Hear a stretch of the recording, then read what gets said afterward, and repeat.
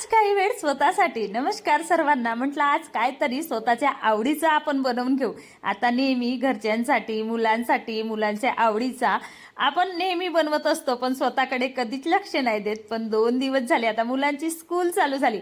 आता मुलांची स्कूल चालू झाली, मुलं दिवसभर स्कूलमध्ये जातात, पण पावसाने सुद्धा आपली रिमझिम सुरू केली. आता 2 दिवस झालं सारखं पाऊस चालू आहे, दिवसभर टिप टिप याचं चालूच राहते. पण आजचा 3रा दिवस आहे, आज सुद्धा भरपूर पाऊस आहे. आता मुलं गेले स्कूलला आणि मी एकटी घरी होती. आज मन माहित नाही थोडं वेगळंच होतं, म्हणून म्हटलं चला आज थोडीशी आपण तयारी करू. छान तयारी केली, पावसामध्ये थोडा वेळ एन्जॉय केली आणि मग म्हटलं आपल्या आवडीचं आज काहीतरी बनवून घेऊ. आता काहीतरी काय बनवणार आहे, आता वेळेवर काय बनणार, कारण पोळी भाजी तर माझ्याकडे बनलेली होती, मुलांच्या टिफिनला बनवली, पण मला पोळी भाजी खायची इच्छाच नव्हती. म्हटलं नाही, आज स्वतःसाठी दुसरं काहीतरी बनवू. आता वेळेवर काय बनणार आहे ना, आपल्याकडे रवा आहे, पोहा आहे, काहीतरी आपण बनवून घेऊ. आता कोणी रवा म्हणतात किंवा कोणी याला सुजी सुद्धा म्हणतात.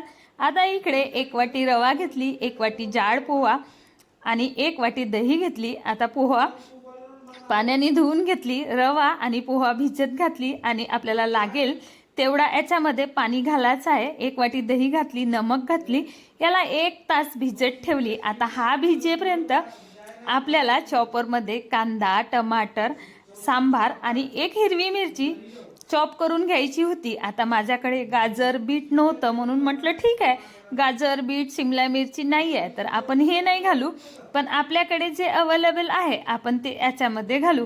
आता हे चॉपरमध्ये घातली आणि परिपूर्ण चॉप करून घेतली.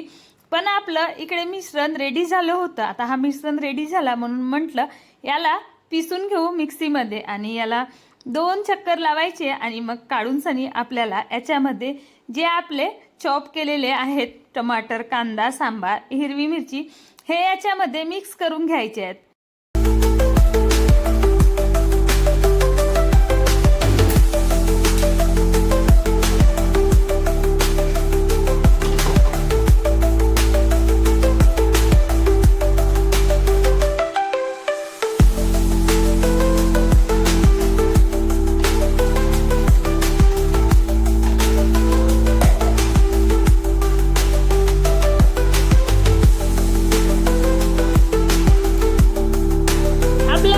तर रेडी झालं, पण आता याच्यामध्ये चला आपण काय काय घालू. तर सर्वात आधी मी याच्यामध्ये जिरं घातली. आता कोणी ओवा पण घालू शकतात, पण मी जिरं घातली आणि जे कांदा, टमाटर, सांबार आणि 1 छोटीशी हिरवी मिरची घातली, कारण मला जास्त तिखट काही आवडत नाही म्हणून. आणि वरून थोडं आपल्याला खायचा सोडा घालायचा आहे. आता हे घातल्यानंतर याला छान मिक्स करून घ्यायचं आहे, असं फेटून घ्यायचं आहे याला चांगलं, म्हणजे जेवढं आपण चांगलं मिक्स करू तेवढं हे छान होईल. आता हे मी परिपूर्ण मिक्स करून घेतली आणि आता आपल्याला हे ना डोस्याच्या तव्यावर बनवायचं आहे. असं छोटा पॅन तर माझ्याकडे होता, पण मला एक बनवायचा कंटाळा आला आहे, म्हणून म्हटलं डोस्याच्या तव्यावरती एका तव्यावर 3-4 तर घाल.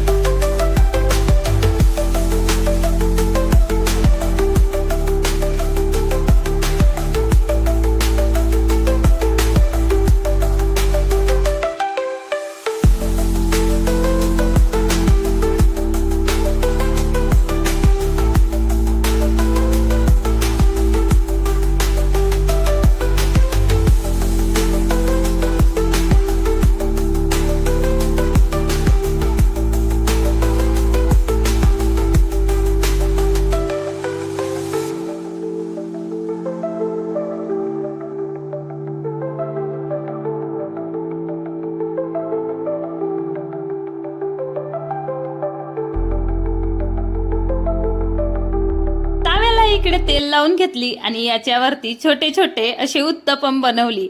आता हे ना आपल्याला जास्त मोठे बनवायचे नव्हते, छोटे छोटे बनवून घ्यायचे होते आणि म्हटलं एक एक बनवण्यापेक्षा एक सोबत आपण 5-5 बनवू म्हणजे बरं होईल.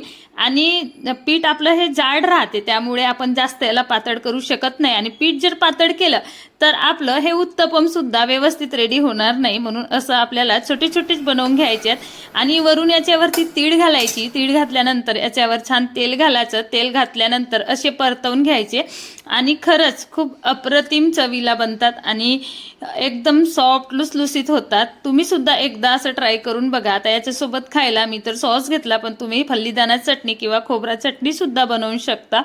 आणि असं होता माझा आजचा दिवस स्वतःसाठी काढलेला. जर तुम्हाला माझा व्हिडिओ आवडला असेल तर माझ्या यूट्यूब चॅनलला नक्की सबस्क्राईब करा. भेटू आपण आपल्या नेक्स्ट ब्लॉगमध्ये. बाय सर्वांना.